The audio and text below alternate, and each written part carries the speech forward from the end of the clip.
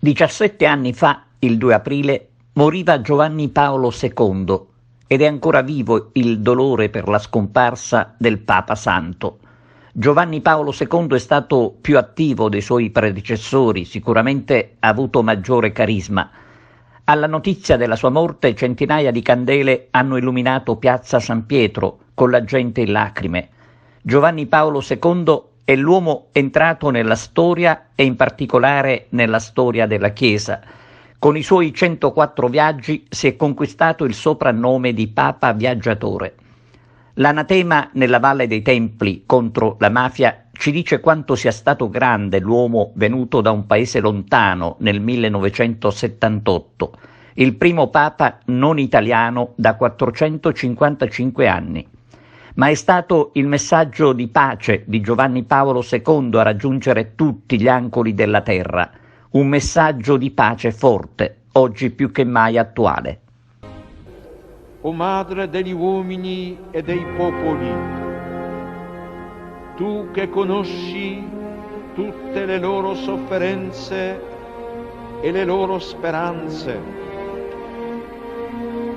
tu che senti maternamente tutte le lotte tra il bene e il male, tra la luce e le tenebre che scuotono il mondo contemporaneo.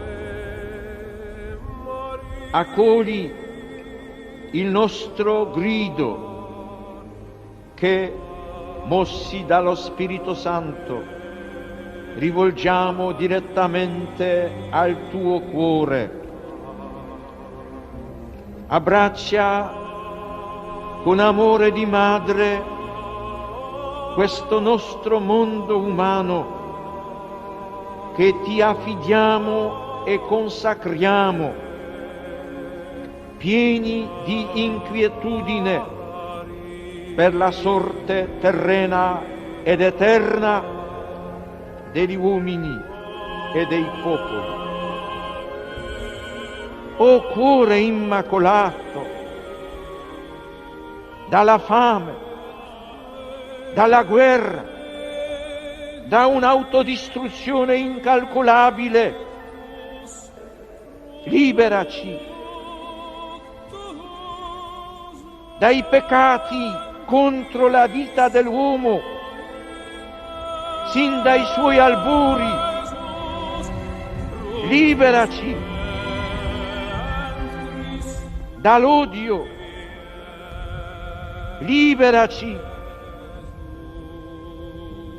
da ogni genere di ingiustizia nella vita sociale, nazionale e internazionale, liberaci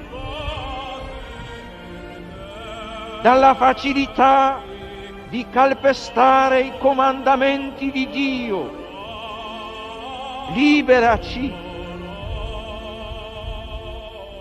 dal tentativo di offuscare nei cuori umani la verità stessa di Dio. Liberaci dallo smarrimento delle coscienze del bene e del male. Liberaci dai peccati contro lo Spirito Santo. Liberaci, liberaci.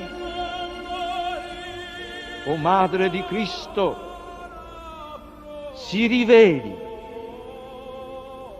l'infinita potenza salvifica della redenzione, che esso arresti il male nel tuo cuore immacolato, si sveli per tutti la luce della speranza. Amen.